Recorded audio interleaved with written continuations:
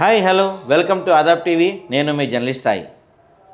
Yugatulasi party అధ్యక్షులు కొలిశెట్టి శివకుమార్ గారు మనతో ఉన్నారు. సార్ ఇప్పుడు జూబ్లీ హిల్స్ బై ఎలక్షన్స్లో పార్టిసిపేట్ చేయబోతున్నారు. దాంతోపాటు చాలా రాజకీయ అంశాలు సార్తో ముడిపడి ఉంటాయి. గోరక్షణ కోసం కొన్ని సంవత్సరాలుగా అలుపెరగని పోరాటం చేస్తున్నారు శివకుమార్ గారు. సార్తో మాట్లాడదాం, చాలా విషయాలు డిస్కస్ చేయాల్సి ఉంది. నమస్తే సార్. నమస్తే. ఎలా ఉన్నారు సార్? అంత ఫైన్. సో ముందుగా గోమాత ఆశీస్సులు. ఓకే. సో ముందుగా అంటే జూబ్లీ హిల్స్కి వెళ్ళబోయే ముందుగా మనం ఒకసారి మీ పోరాటం దగ్గరికి వద్దాం. కొన్ని సంవత్సరాల నుంచి మీరు దాదాపుగా గో సంరక్షణ కోసం పోరాడుతున్నారు. అవును. అలుపెరగని పోరాటం చేస్తున్నారు. ఎన్ని ఇబ్బందులు వచ్చినా ఎన్ని అడ్డంకులు వచ్చినా చేస్తున్నారు. సో మీ పోరాటం మీరు అనుకున్న దానికి ఎంతవరకు రీచ్ అయ్యారు? జై గోమాత. ఓం నమో వెంకటేశాయ. గోవులని రక్షించాల్సినటువంటి బాధ్యత ప్రతి ఒక్కరిది. ఇది ఒక శివకుమార్ది సంబంధించినటువంటి సబ్జెక్ట్ కాదు. ధర్మ సమ్రాట్ స్వామి కర్పత్రి మహారాజ్ వారు దేశవ్యాప్తంగా కూడా గో హత్యలు జరగకుండా ఉండాలని వారు పెద్ద ఎత్తున ఉద్యమం చేశారు. వారి ఉద్యమానికి ఆ రోజు ఇందిరాగాంధీ ప్రభుత్వం అధికారంలోకి రావాలి అంటే ధర్మ సమ్రాట్ స్వామి కర్పత్రి మహారాజు ఆశీస్సులు ఉంటే నేను దేశ ప్రధాని అవుతానని ఇందిరాగాంధీ తెలుసుకొని ఆ విషయాన్ని గ్రహించి స్వామీజీ కర్పత్రి మహారాజ్ దగ్గరికి వెళ్ళి మీరు సహకరిస్తే, మీరు మాకు మద్దతు ఇస్తే నేను అధికారంలోకి రాగానే దేశవ్యాప్తంగా గోహత్యలు లేకుండా చూస్తాను అని మాట ఇస్తే అప్పుడు ధర్మ సమ్రాట్ కర్పత్రి మహారాజ్ హిందువులకు అందరికీ పిలుపునిచ్చి దేశవ్యాప్తంగా కూడా గోవధ గోహింస జరగకుండా ఉంటానని హామీ ఇచ్చినటువంటి ఇందిరాగాంధీ మాట నమ్మి వారికి మద్దతు ఇచ్చినప్పుడు ఇందిరాగాంధీ అధికారంలోకి రావడం జరిగింది స్వామీజీ ఆశీస్సులతో.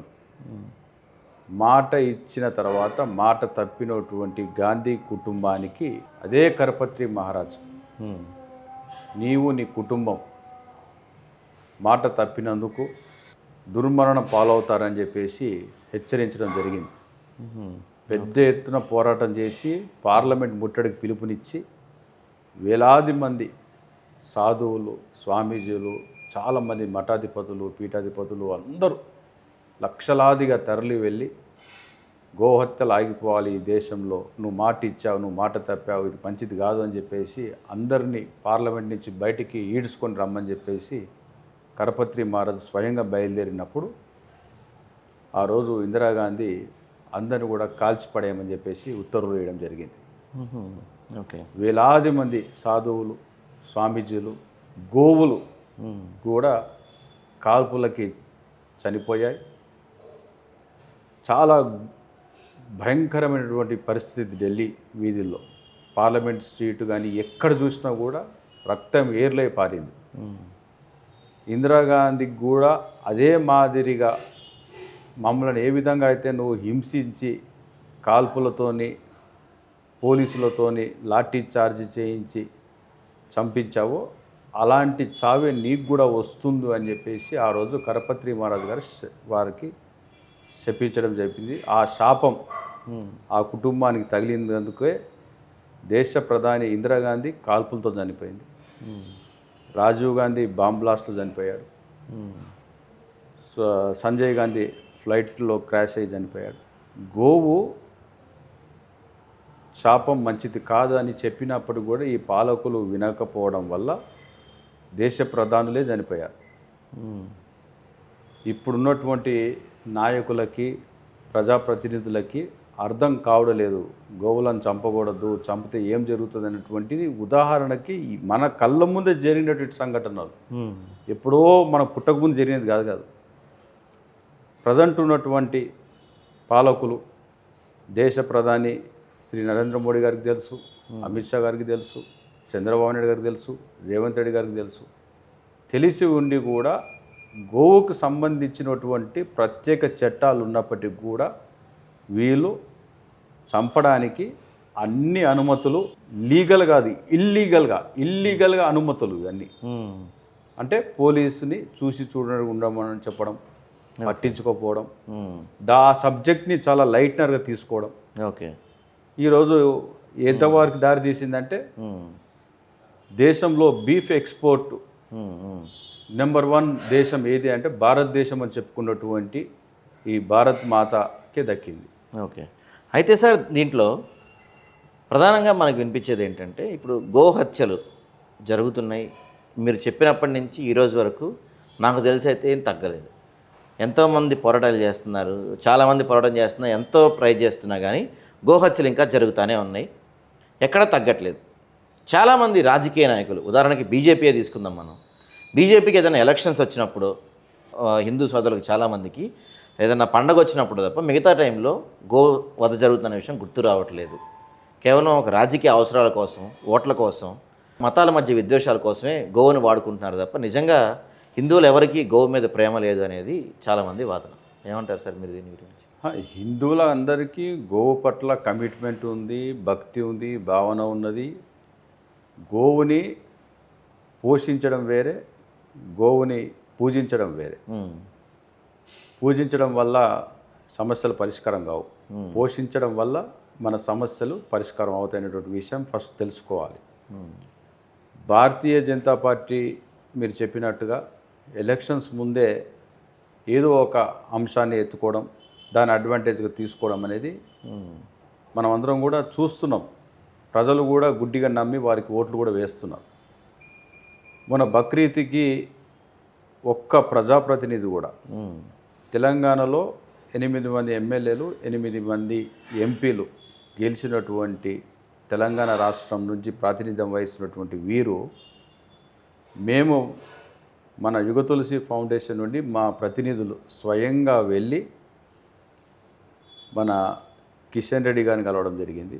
అప్పుడు రాష్ట్ర అధ్యక్షుడు, మంత్రివర్యులుగా కొనసాగుతున్నారు వారు. అదేవిధంగా ఈటల రాజేందర్ గారిని కలవడం జరిగింది, డికే అరుణ గారిని కలవడం జరిగింది. ప్రజాప్రతినిధులని అందరినీ కూడా మా వాళ్ళు వెళ్ళి కలిసి బక్రీద్కి 50,000 గోవులని హైదరాబాద్ చుట్టుపక్కల పూర్తిగా సందులలో, పెద్ద పెద్ద గ్రౌండ్స్లలో కట్టేశారు, అక్రమంగా తరలించారు, కుర్బానీ కోసం సిద్ధం చేశారు. వీటిని మీరు ఒక పిలుపునిస్తే వీటిని అన్నిటిని కూడా రెస్క్యూ చేయొచ్చు. పోలీస్ యంత్రాంగం చూసి చూడనట్టుగా వ్యవహరించడం వల్ల ఇవన్నీ హైదరాబాద్కి రావడం జరిగింది.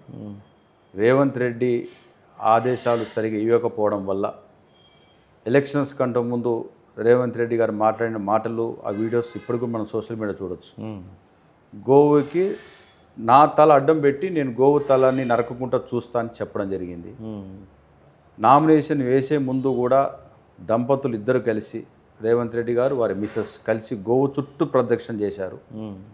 గోహత్యలు మాత్రం ఆపలేకపోయారు. చంపడానికి కోసమే ఆయనకి అధికారం ఇచ్చినట్టుగా అయిపోయింది. ఇప్పుడు ఏ పాలకులు వచ్చినా కూడా గోహత్యలు జరుగుతున్నాయి. సో భారతీయ జనతా పార్టీకి వచ్చేసరికి ఇక్కడ ఉన్నటువంటి నాయకులు వారి మనసులో గోవులని చంపకూడదన్న ఉన్నప్పటికీ కూడా కార్యకర్తలు మాత్రం చాలా బాధతో ఉన్నారు. ఎందుకంటే నరేంద్ర మోదీ గారి దగ్గర నుండి, అమిత్ షా దగ్గర నుండి, నడ్డా దగ్గర నుండి ఆదేశాలు వస్తేనే వాళ్ళు కింది స్థాయిలో పనిచేసేటటువంటి పరిస్థితి భారతీయ జనతా పార్టీది. ఓకే. కాంగ్రెస్ కూడా అధిష్టానం ఏదైనా చెప్తేనే కింద పనిచేసేటువంటి పరిస్థితి. అధిష్టానానికి ఆ దిశగా అడుగులు వేయడం కానీ, చిత్తశుద్ధి కానీ, కమిట్మెంట్ కానీ గోవు పట్ల లేకపోవడం వల్ల ఈరోజు గోహత్యలు దేశవ్యాప్తంగా ప్రతి చోట జరుగుతున్నాయి. ఓకే. బీజేపీ పరిపాలిస్తున్నటువంటి రాష్ట్రాల్లో కూడా ఈరోజు గోహత్యలు ఎక్కువ జరుగుతున్నాయి. చెప్పాలంటే గోవాలో భారతీయ జనతా పార్టీ అధికారంలో ఉంది. అక్కడ ఉన్నటువంటి మోడ్రన్ స్లాటర్ హౌసెస్ అంటే ఒక గోవుని ఆ కంటైనర్ల నుంచి తీసుకొచ్చినటువంటి మరుక్షణమే వితిన్ సెకండ్స్లో ముక్కలుగా అయిపోయి, ఏ పార్ట్స్ ఆ పార్ట్స్ అంతా కూడా ప్యాకింగ్ అయిపోయి తిరిగి విదేశాలకు వెళ్ళిపోయి షిప్లో వెళ్ళిపోయే విధంగా ఏర్పాట్లు చేశారు. ఓకే. ఇది అంతా ఆథరైజ్డ్గా జరుగుతున్నటువంటి కాయిదాలు చూపించి అనాథరైజ్డ్ పనులు చేస్తున్నారు. హైదరాబాద్కి అక్రమంగా రోజు కొన్ని వేల గోవులు, 2 నుంచి 3 వేల గోవులని రోజు తీసుకొస్తారు వీళ్ళు. కషాయం. ఆ. దానికంతా కూడా ఒక టీము, ఒక నెట్వర్క్, ఈ బిజినెస్ అయిపోయింది. ఇది ఒక పెద్ద బిజినెస్ అయిపోయింది. ఈ బిజినెస్ని నడిపించడం కోసం దళారులు వీళ్ళందరూ కూడా చేతులు కలిసి హైదరాబాద్కి అక్రమంగా తీసుకొస్తారు. తీసుకొచ్చే విధానంలో కూడా మనం చూసాం ఈ మధ్యకాలంలో. కొబ్బరి పీచు పైన పెట్టడం, అవును. అరటి గెలలు పైన పెట్టడం, గుమ్మడికాయలు పెట్టడం, ప్లాస్టిక్ ట్రేస్, వెజిటేబుల్స్ని, కూరగాయలని, పండ్లను తరలించేటువంటి ట్రేస్ని పైన పెట్టడం, టమాటాలు పైన పెట్టడం. ఈసారి అయితే ఇంకా వరిగడ్డి కూడా పెట్టడం. ఓకే. పైనంత వరిగడ్డి, కింద గోవులు. ఇంత దారుణంగా వీళ్ళు ఇల్లీగల్ యాక్టివిటీస్ చేస్తున్నప్పుడు high court, supreme court, animal welfare board of India circulars ఉన్నప్పటికీ కూడా ఏ ఒక్కటి కూడా చదివినటువంటి పాపన పోలేదు ఈ అధికారులు. ఒక్క కాగితం కూడా ఎవ్వరు చదువుతలేరు. ఓకే. దానికి చట్టాలునే చంపకూడదని అసలు నాలెడ్జే లేదు. ఏమనంటే బుల్స్ని కోయొచ్చు కదా అని చెప్తారు. Not fit for cultivation, not fit for slaughter అన్నటువంటివి ఏవైతే ఉన్నాయో అన్నీ కూడా తీసుకొచ్చి fit for slaughter and certificates duplicate tampered చేసి తీసుకొచ్చి కోసేస్తున్నారు. ఓకే. చట్టాలు చదివితే ఈ సమస్య లేదు. చదివి అమలు చేయాల్సినటువంటి బాధ్యతలు ఉన్నటువంటి పాలకులకి ఓట్లు, సీట్ల కోసం వాటిని పక్కన పెట్టేసిండ్రు. ఏ ఒక్క గో సంతతి, గో జాతిని కోయడానికి వీలు లేదనేటువంటి చట్టం చెప్తారు. ఓకే.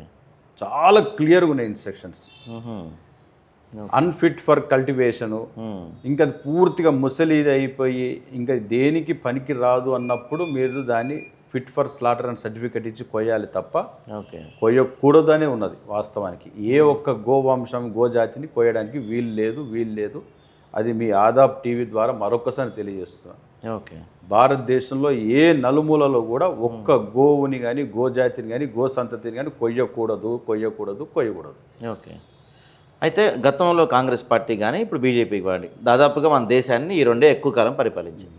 మధ్యలో జనతాదళ్ ఏదో కొన్ని రోజులు చేసి పరిపాలించింది. అయితే వీళ్ళెవ్వరూ కూడా ఇప్పుడు ఇన్ని చట్టాలు ఉన్నాయి, కానీ మీరు అన్నట్టు చాలామంది చట్టాలు అవగాహన ఉండకపోవచ్చు, చాలామందికి తెలియకపోవచ్చు, తెలిసినా పట్టించుకోకపోవచ్చు. అవును. కానీ బీజేపీ దాదాపుగా మూడోసారి అధికారంలో ఉంది కేంద్రంలో.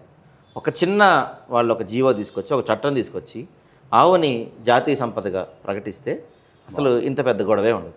కానీ బీజేపీ ఆ దిశగా అడుగులేసే పరిస్థితిలో అసలు లేనే లేదు. కాంగ్రెస్కి అసలు ఇంట్రెస్ట్ లేదు, బీజేపీ నటిస్తుంది. మరి ఎట్లా ఫ్యూచర్ ఎట్లా? భారతదేశంలో మొట్టమొదటిసారి గోవు గొంతుని, గోవు గోసని వినిపించడానికి కోసం మేము యుగతులసి పార్టీని స్థాపించడం జరిగింది. మా ప్రయత్నం మీరే ముందు స్టార్టింగ్లో చెప్పారు. గత 7 సంవత్సరాల నుండి నిరంతరంగా 24/7 గోమాత, గోవు ఎత్తని క్షణం లేదు, ఎత్తని నిమిషం లేదు. ఒక సెకండ్ కూడా ఆలోచించకుండా ప్రతి నిమిషం కూడా గోవుని రాంగ్ ప్లేస్లో పార్క్ అయి ఉన్నది, దాన్ని రైట్ ప్లేస్కి తీసుకురావాలన్నటువంటి ఆలోచనతోని, మాకున్నటువంటి వనరులతోని, మాకున్నటువంటి గోరక్షకులు, గో ప్రేమికులు, గో బంధువులతోని మేము ఈ ఉద్యమాన్ని నడిపిస్తున్నాం. ఓకే.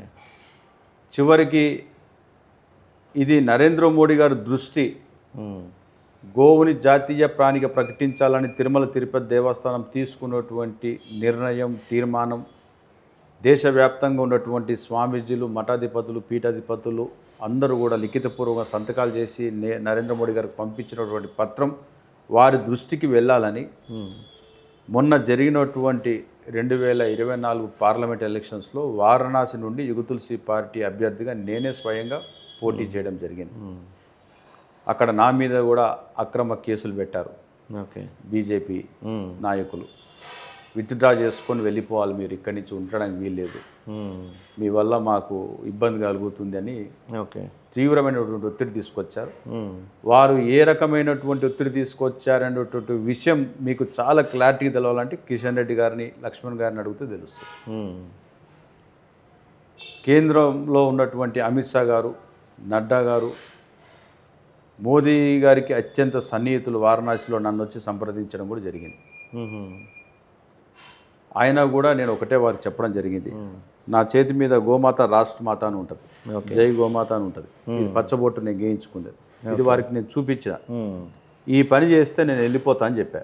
నాకు రాజకీయాలతో సంబంధం లేదు, నాకు రాజకీయాలలో దిగి ఈ పెంటలో పనిచేయాల్సినటువంటి పనే నాకు లేదు. గోమాత పేడలో నేను పని చేసుకోవాలనుకుంటున్నా, గోమయంతో నేను నా జీవనాన్ని సాగించాలనుకుంటున్నా. గోశాలలో ఉండాలనుకుంటున్నా కానీ పార్లమెంట్ ఉండాలనుకుని నేను రాలేదు వీడికి. మీరు గోవులను రక్షించండి, నేను మీ జెండా పట్టుకొని నేనే స్వయంగా ప్రతి ఇంటికి తిరిగి ప్రచారం చేస్తా. గోవుకి జాతీయ హోదా కల్పించడని చెప్పి వాళ్ళకి చెప్తే వాళ్ళ దిశగా చేయకపోక నా మీద అక్రమ కేసులు పెట్టి ఎఫ్ఐఆర్లు చేయడం జరిగింది. సరే, అది న్యాయపరంగా అది ఫైట్ చేస్తున్నాం, అది వేరే విషయం. బీజేపీ కమిట్మెంట్ చిత్తశుద్ధి ఎలాంటిదో మీ ద్వారా అందరికీ తెలియాల్సినటువంటి అవసరం ఉన్నది. 7 ఫేజెస్లో ఎలక్షన్స్ జరిగాయి పార్లమెంట్ దేశవ్యాప్తంగా, 7 ఫేజెస్లో జరిగాయి. 6th ఫేజ్ వరకు ఎక్కడ కూడా గోవు గురించి మాట్లాడలేదు భారతీయ జనతా పార్టీ కానీ వారికి సంబంధించిన నాయకులు కానీ ఎవ్వరు కానీ. దేశవ్యాప్తంగా ఎక్కడ గోవు గురించి అసలు డిస్కషనే లేదు 6 ఫేజెస్లో. ఎప్పుడైతే నేను 3 నెలల నుండి వారణాసిలో ఇదే పనిగా ప్రచారం చేస్తూ ప్రతి ఇంటికి తిరుగుతూ పాంప్లెంట్ ఇస్తూ హిందీలో పాంప్లెంట్ని కరపత్రాన్ని ప్రింట్ చేసి ఏ విధంగా దేశవ్యాప్తంగా గోహత్యలు జరుగుతున్నాయి, నరేంద్ర మోడీ గారికి 2 సార్లు మన దేశ ప్రధానిగా కూర్చోబెట్టాం, 3వసారి దేశ ప్రధానిగా వారికి అవకాశం మీరు అందరూ ఇవ్వాలనుకుంటున్నప్పుడు గోమాతని జాతీయ ప్రాణిగా ప్రకటిస్తేనే మీరు అవకాశం ఇవ్వండి, లేకపోతే యుగతులసి పార్టీకి ఓటు వేయండి, మేము మా వాయిస్ని మేము వినిపించడం కోసం మాకు అవకాశం ఇవ్వండి అని ప్రతి ఓటర్ దగ్గరికి వెళ్ళి వారిని బతలాడి రిక్వెస్ట్ చేస్తున్నప్పుడు వారికి ఉన్నటువంటి ఇంటెలిజెన్సు, వారికి ఉన్నటువంటి నెట్వర్క్, వారికి ఉన్నటువంటి ఫీడ్బ్యాక్తోని 7th ఫేజ్లో అమిత్ షా గారు సీతామాత పుట్టినటువంటి జన్మస్థలానికి ఎలక్షన్ క్యాంపెయిన్కి వచ్చి గోహత్యలు చేసేవాడిని మేము ఉల్టా లట్కాకి సీదా కరెంగే అని చెప్పి స్టేట్మెంట్ ఇవ్వడం జరిగింది.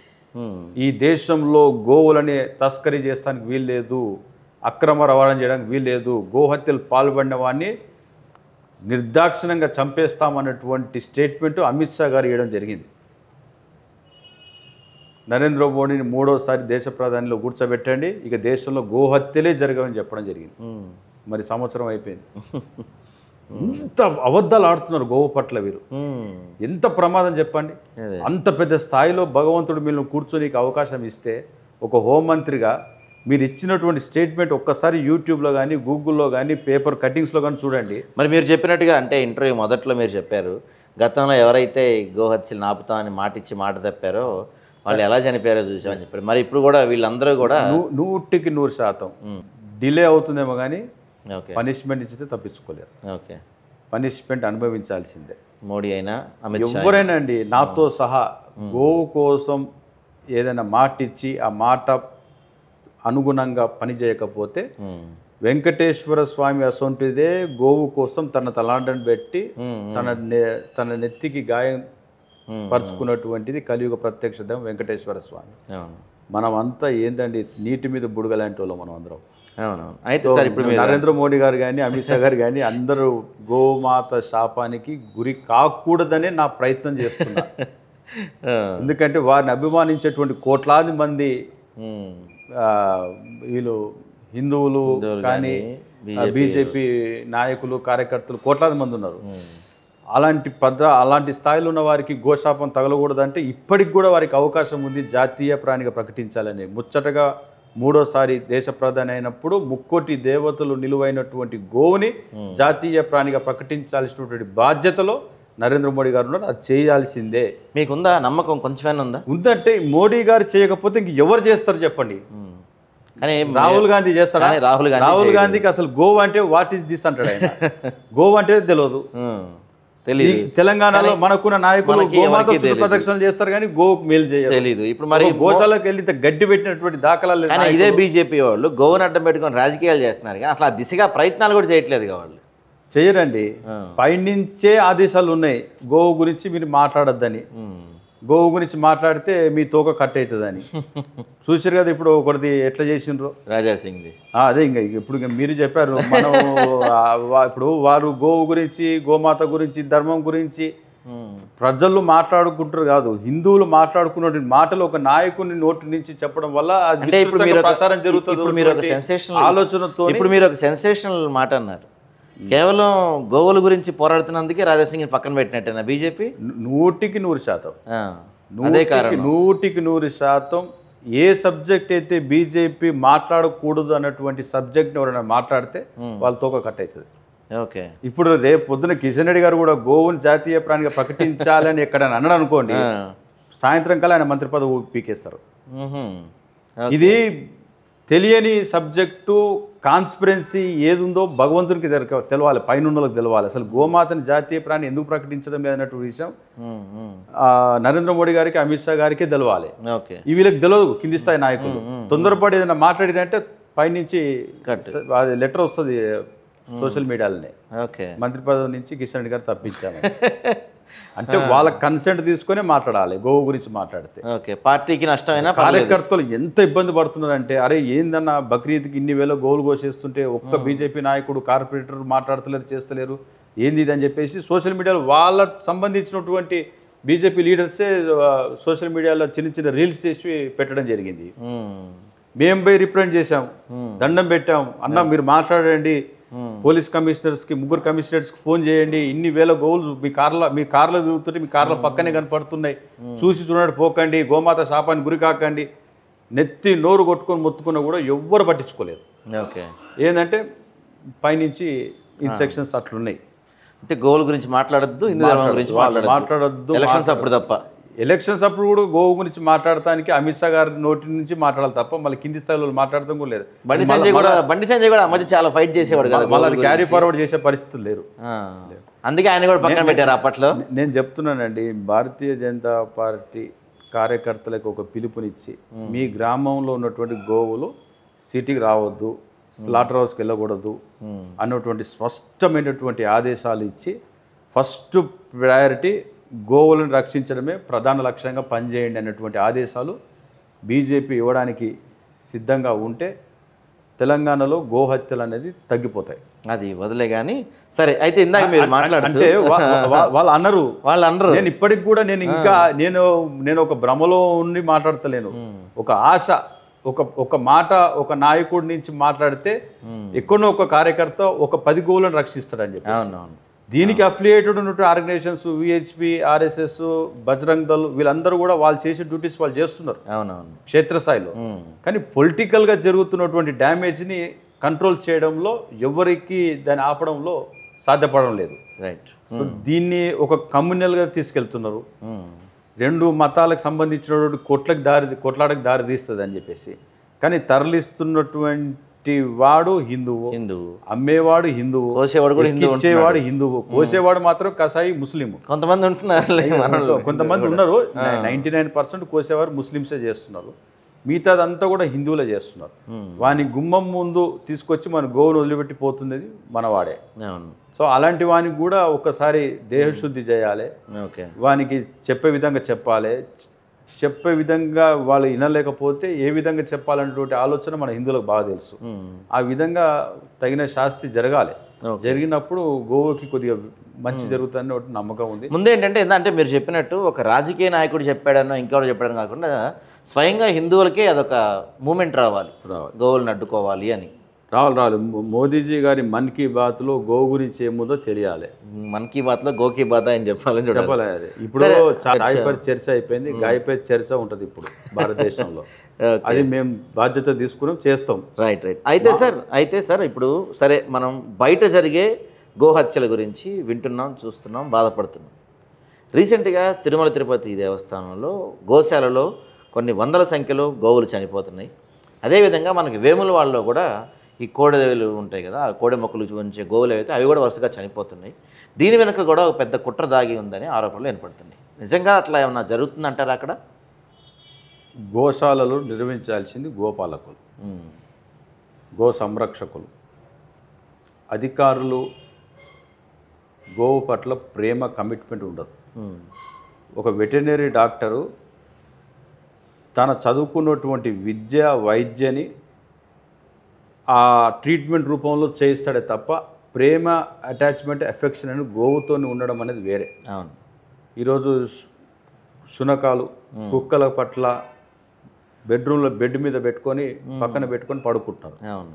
ఒక రకమైనటువంటి ప్రేమ పిచ్చిని తారాస్థాయికి వెళ్ళిపోయింది కాబట్టి దాన్ని మనం ఏమన్నట్టు ఇప్పుడు మళ్ళా అంటే అంత పేట వాళ్ళందరూ సో అదొక లవ్ అండ్ ఎఫెక్షన్ ఆ విధంగా కొంతమంది చాలా మంది కుటుంబ సభ్యులు అయిపోయినాయి.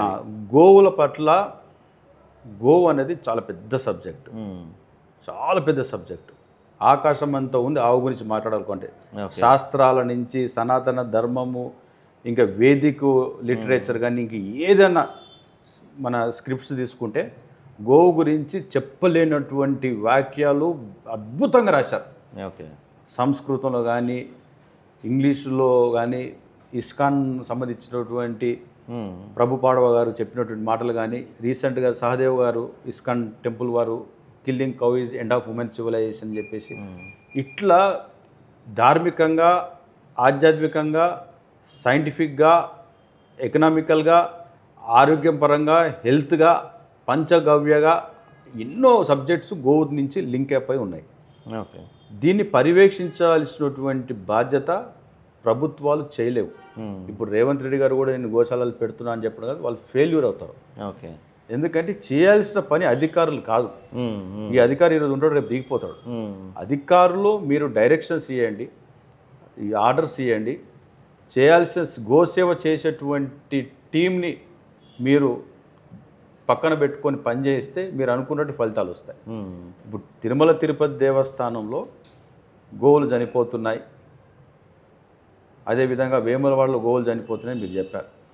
చనిపోవడానికి గల కారణాల గురించి ఇప్పటి వరకు ఎవ్వరు కూడా ఒక్కటి పేపర్ మీద వైట్ పేపర్ పైన ఎందుకు చనిపోతున్నది చెప్పడం లేదు. ప్రభుత్వం కూడా సహజంగా చనిపోతాయి, మనుషులు చచ్చిపోతున్నారు, గోవులు చచ్చిపోతున్నాయి అని టీటీడీ చైర్మన్ చెప్పడం జరిగింది. మనిషి చనిపోతాడు కాదు, నువ్వు తుమ్మంగానే తీసుకుపోయి నువ్వు అపోలో హాస్పిటల్లో జాయిన్ అవుతున్నావు, దగ్గంగానే ఏజ్లో జాయిన్ అవుతున్నావు. మరి చనిపోతారని చెప్పేసి నేను వదిలేయచ్చు కదా, నువ్వు ఎందుకు పోతున్నావు? మరి గోవుకు కూడా అనారోగ్య సమస్యలు వచ్చినప్పుడు దానికి ఆయుర్వేదిక్ ఉంది, అలోపతి ఉంది, హోమియోపతి ఉన్నది. ఈ ట్రీట్మెంట్స్ కోసం సపరేట్ బుక్స్ రాసినటువంటి మేధావులు ఉన్నారు. డాక్టర్ శివరామ్ గారు ఉన్నారు, 87 సంవత్సరాల వయసు. వారు గో సంజీవిని పుస్తకం రాశారు. ఇప్పటికి కూడా వారు రోజుకి ఒక 250 ఫోన్ కాల్స్ అటెండ్ చేస్తారు. ఏదైనా గోవులు అనారోగ్యంగా ఉన్నాయి ఉభయ తెలుగు రాష్ట్రాలు అంటే వారు అడ్వైస్ తీసుకొని ట్రీట్మెంట్ చేస్తారు. ఓకే. మంచి మంచి వెటర్నరీ డాక్టర్స్ ఉన్నారు, లేరని కాదు. కానీ వాళ్ళు ఇస్తున్నటువంటి ట్రీట్మెంట్ని కేంద్ర స్థాయిలో చేసేటువంటి గోపాలకులు సరిగా లేకపోవడం, గో సేవకులు సరిగా లేకపోవడం, దీనిపైన పూర్తి కన్సెంట్తో పనిచేసే వాళ్ళకి ఇలాంటి పనులు చేయాలి. శాలరీస్ తీసుకొని పొద్దున్న టైంకి వచ్చి సాయంత్రం టైం పోతే కుదరదు. గోమాత సేవ చేయాలన్నప్పుడు 24/7 గోశాలలో ఉండాలి. ఆ గోపాలకుడు ఆ గోవుతో ఫుల్ కమిట్మెంట్తో ప్రేమతో ఉండాలి. ఆ ఉన్నప్పుడు అటాచ్మెంట్తోనే సగం వైద్యం చేయగలుగుతాడు. తాను ఆరోగ్యంగా ఉంటాడు, గోవు ఆరోగ్యంగా ఉంటుంది. అధికారులు నిర్లక్ష్యం చాలా ఉన్నది. సాక్షాత్తు ఉభయ తెలుగు రాష్ట్రాల్లో వెంకటేశ్వర స్వామిని కొలుస్తున్నటువంటి ప్రతి ఒక్క గోవిందుని భక్తునికి, అదేవిధంగా శ్రీవారి సేవకులు అందరికి కూడా స్వామివారికి నిత్యం కైంకర్యాల్లో కోట్లాది మంది శ్రీవారి భక్తులు సమర్పిస్తున్నటువంటి కానుకలు కోట్ల రూపాయల్లో ఉన్నప్పటికీ కూడా వెంకటేశ్వర స్వామికి సమర్పిస్తున్నటువంటి సంకర జాతి ఆవు పాల నుండి తీసినటువంటి నెయ్యి ఇది దేశానికి రాష్ట్రానికి మంచిది కాదు అని పదే పదే చెప్తున్నాం సార్. ఇప్పుడు అంటే ఇందాక ఒక చిన్నజీయర్ స్వామి గారు సంకర జాతి ఆవు పాల నుండి తయారైన నెయ్యిని వాడుతున్నారా, దేశీవాలి ఆవు నెయ్యి వాడుతున్నారో చెప్పాల్సినటువంటి బాధ్యత చిన్నజీయర్ స్వామి గారి పైన ఉన్నది. ఓకే. ఎందుకంటే వారికి సంబంధించినటువంటి కార్యక్రమాలు ఏవైతే ఉన్నాయో చిన్నజీయర్ స్వామి గారి పీఠంలో కానీ కొండపైన స్వామివారి ఆశ్రమం కూడా ఉన్నది. తిరుమలలో జిఆర్ స్వామి గారి ఆశ్రమం కూడా ఉన్నది. కొండపైన చిన్న జిఆర్ గారు, పెద్ద జిఆర్ గారు, అక్కడ కూడా జిఆర్లు ఉంటారు. చిన్నజీయర్ స్వామి వారి తాత ముత్తాతలు అందరూ కూడా రామకోటి దేశవ్యాప్తంగా అందరితోని రాయించి టీటీడీ తిరుమల తిరుపతి దేవస్థానంలో లేపాక్షి పక్కన అవి పెద్ద స్తూపాలు రామకోటి స్తూపాలు కూడా కట్టడం జరిగింది. ఓకే.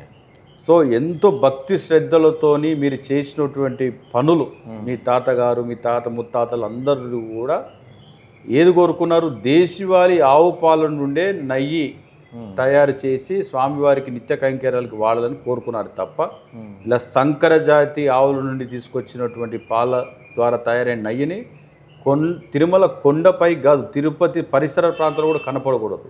ఓకే.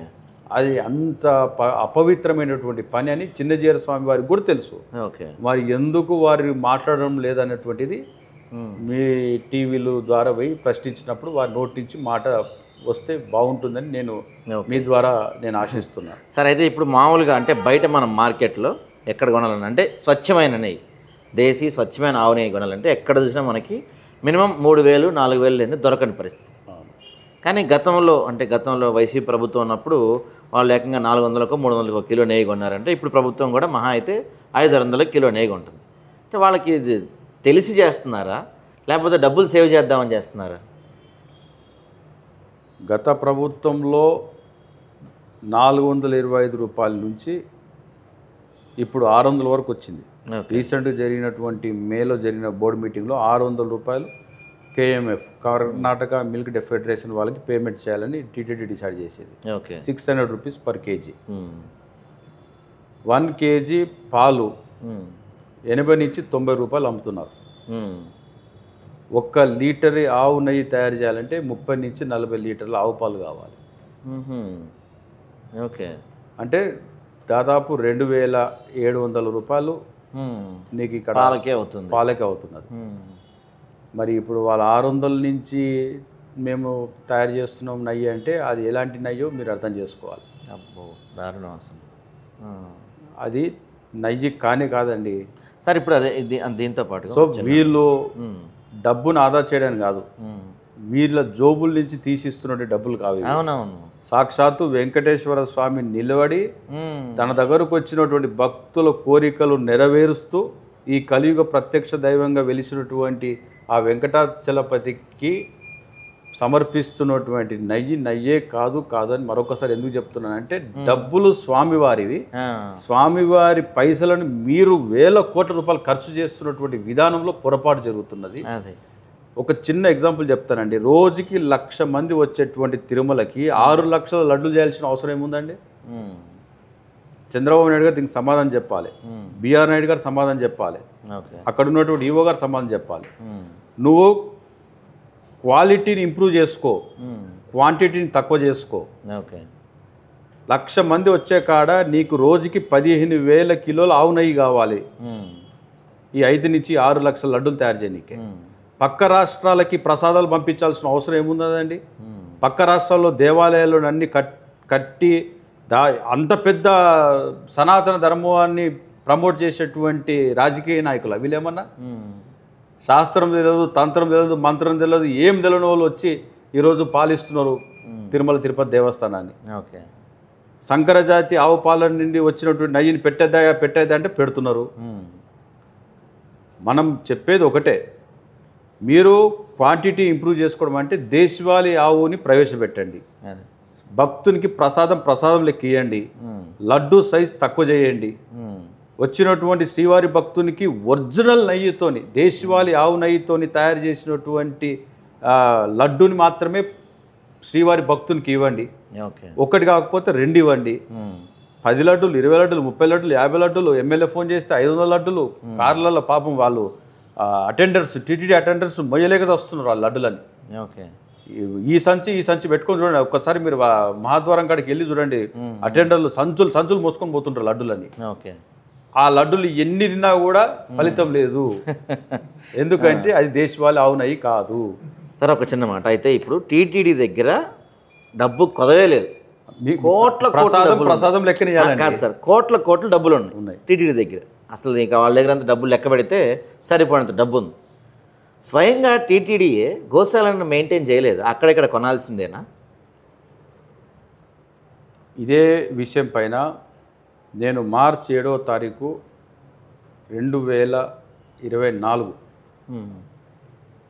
24లో మార్చు 7వ తారీఖు నేను కొండపైకి ఆమర నిరాహార దీక్ష చేస్తా, సొంత గోశాలలు పెట్టాలి, టీటీడీకి ఉన్నటువంటి వనరులతోని శ్రీవారి సేవకులు 17 లక్షల మంది ఉన్నారు. ఏ ఒక ఆర్గనైజేషన్కి ఇంతమంది వాలంటీర్స్ రిజిస్టర్ చేసుకున్నది ఎక్కడ లేదు భారతదేశంలో.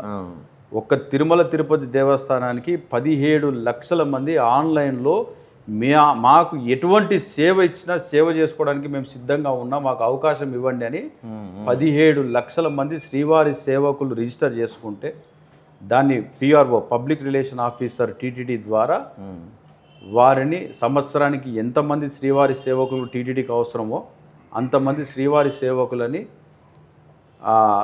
ఒక పద్ధతి ప్రకారంగా, అంటే వాళ్ళ టర్మ్ వచ్చే వరకు వెయిట్ చేయాల్సిందే. అవును, అంటే ఒక ఆయనకి 6 months రావచ్చు, ఒకరికి 1 year రావచ్చు, ఒకరికి 2 years రావచ్చు, 3 years రావచ్చు. అంటే అంత వెయిటింగ్ లిస్ట్ ఉంది శ్రీవారి సేవకులు. అవును, వనరులు ఉన్నాయి, శ్రీవారి సేవకులు ఉన్నారు. చెయ్యడంలో త్రికరణ శుద్ధి లేని అధికారులు ఉండడం వల్ల ఇది జరగడం లేదు. అది మాలాంటి గో సేవకులకి, గో రక్షకులకి, గోపాలకి టీటీడీ సొంత గోశాలని పెట్టాలనేటువంటి ఒక ఆలోచనతోని మేము డీటెయిల్ ప్రాజెక్ట్ రిపోర్టు నేను నిరాహార దీక్ష చేస్తాను అన్నప్పుడు నాకు ఈఓ గారి దగ్గర నుండి ఒక లెటర్ రావడం జరిగింది.